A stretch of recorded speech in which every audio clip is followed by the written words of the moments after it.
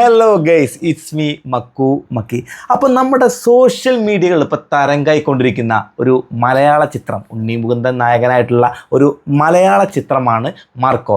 അനീഫ് അദേനി ആണ് ഇത് സംവിധാനം ചെയ്തിട്ടുള്ളത്.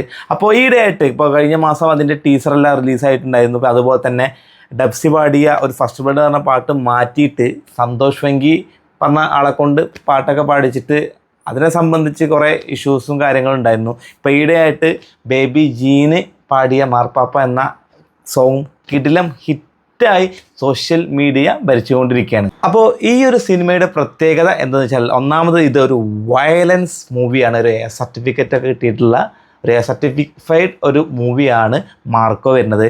അതുപോലെ തന്നെ ഒരു പ്രേക്ഷകൻ്റെ പൾസ് അറിഞ്ഞിട്ടാണ് അതിൻ്റെ ഓരോ സോഷ്യൽ മീഡിയ കാര്യങ്ങൾ മുന്നോട്ട് പോകുന്നത്. കാരണം ഇപ്പോൾ നമ്മുടെ മാർപ്പാപ്പ ബേബി ജീൻ പാടിയ മാർപ്പാപ്പ എന്ന സോങ് 1.25x ഇട്ട് കഴിഞ്ഞാൽ, സ്പീഡിലിട്ട് കഴിഞ്ഞാൽ എത്രത്തോളം ഉണ്ടാകുമെന്നുള്ള കാര്യമൊക്കെ കമൻറ്റിൽ വന്നപ്പോൾ അതെന്ത് ചെയ്തു, ഈ ടീം, ഈ സിനിമ പിന്നണിക്കാർ എന്ത് ചെയ്തിട്ടുണ്ട്, ആ രീതിയിൽ ആ പാട്ട് ആ സ്പീഡിൽ പോസ്റ്റ് ചെയ്തിട്ടുണ്ട്. അപ്പോൾ അതാണ് ഞാൻ പറയുന്നത്, ഒരു പ്രേക്ഷകൻ്റെ പൾസ് അറിഞ്ഞിട്ടാണ് ഇപ്പോൾ സോഷ്യൽ മീഡിയ ഈ മാർക്കോൻ്റെ ഓരോ പ്രൊമോഷൻ സാധനങ്ങൾ വൈറലായിക്കൊണ്ടിരിക്കുന്നത്.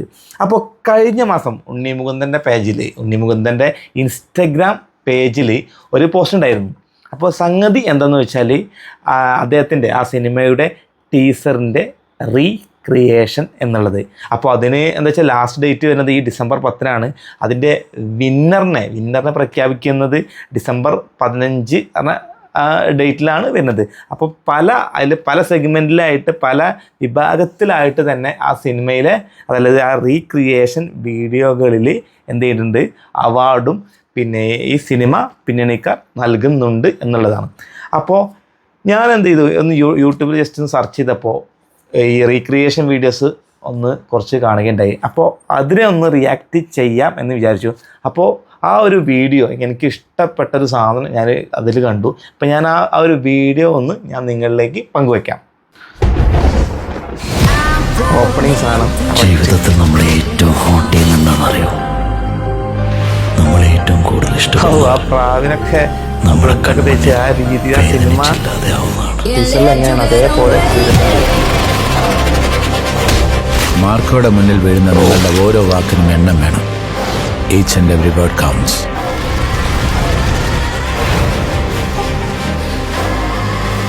നിങ്ങൾക്കറിയോ മാർക്കോ ആരാണ്?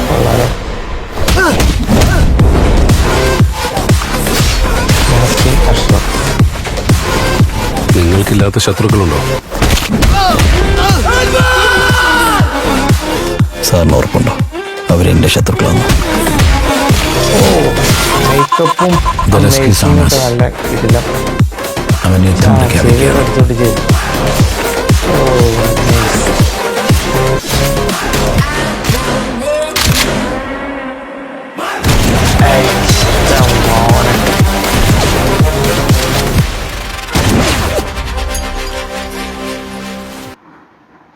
കിടിലെന്ന് പറഞ്ഞാൽ നല്ല രീതിയിൽ മെനക്കെട്ടിട്ട് ചെയ്തിട്ടുണ്ടോ. ഇപ്പോൾ ഇതിൽ പിന്നെ ഡയറക്ടർ പറയുന്നത് ഷാമിൽ റഹ്മാൻ എന്ന് പറഞ്ഞ ആളാണ്. നല്ല മെനക്കെട്ട് വൃത്തിയിൽ എനിക്കിത് കണ്ടപ്പോൾ ഫീൽ ചെയ്ത സാധനം കേട്ടോ. മെനക്കെട്ട് വൃത്തിയിൽ പണിയെടുത്തിട്ടുണ്ട്. അതുപോലെ തന്നെ അസർ മുഹമ്മദ്, DOP അസർ മുഹമ്മദ്, ഓരോ ആംഗിളിൽ നിന്നുള്ള ഷോട്ടുകളൊക്കെ കണ്ടാൽ അറിയാം പണി അറിയുന്ന ഒരാളാണെന്നുള്ളത്.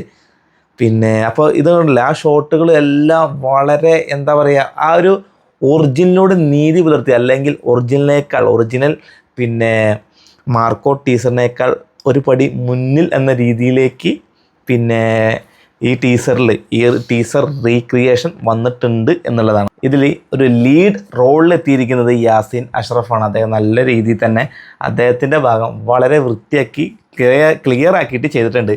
അതുപോലെ തന്നെ ഇതിൽ എടുത്തു പറയേണ്ട ഒരാളാണ് കേട്ടോ.